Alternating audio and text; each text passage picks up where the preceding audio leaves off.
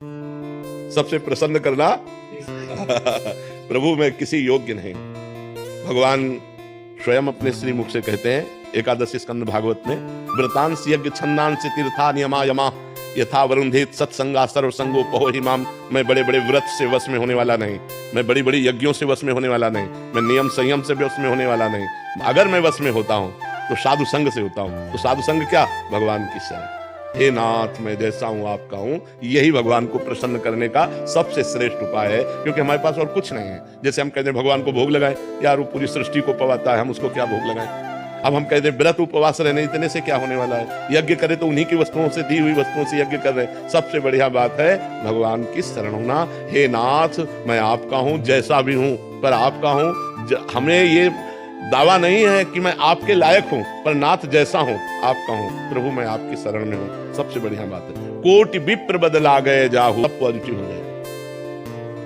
हम जो कह रहे हैं नाम कीर्तन करो पहले।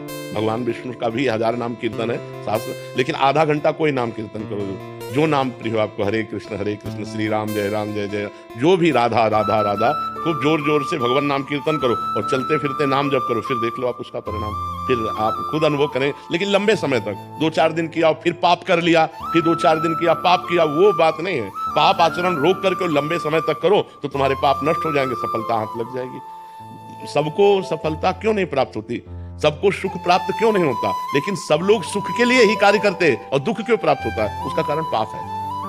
हम पाप कर्म वर्तमान में भी करते हैं और जो भूत में पाप कर्म किए हैं वो परिणाम में आ रहे हैं, इसलिए हम असफल हो रहे हैं, दुखी हो रहे हैं, चिंतित हो रहे हैं। नाम जप करो, बहुत आनंद प्राप्त होगा, बहुत आनंद। हम कह रहे हैं लोक परलोक के सब सुख आपको प्राप्त हो जाएंगे। आप डट के नाम जप तो करो।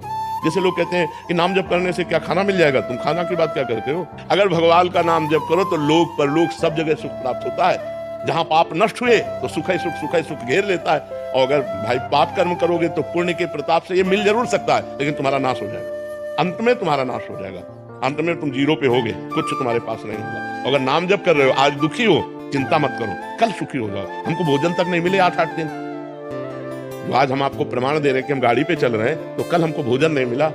सर्दी में ओढ़ने के लिए कंबल नहीं था, बोरा ओढ़ते थे, टाट ना जिसमें गेहूं का आटा भरा जाता है, वो बोरा ओढ़कर सर्दी पार करते थे।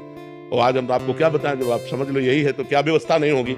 हर व्यवस्था है, राजा बाबू की तरह भगवान रख रहे हैं। तो कल जो था वो जो दुख में था उसमें हम धर्म को नहीं त्यागा, बड़ी कठिनाई से आगे बढ़ते रहे। तो आज वो बात आ गई जो लौकिक और पारलौकिक, ये तो सांसारिक सुख है, लेकिन भागवतिक सुख हम तुम्हें बता भी नहीं सकते कि कितना भगवान हमें आनंद देते हैं। इसलिए नाम जप करो, चिंता न करो, सफलता चरण चूमेगी यदि भगवान की शरण में हो और भगवान के आश्रित हो।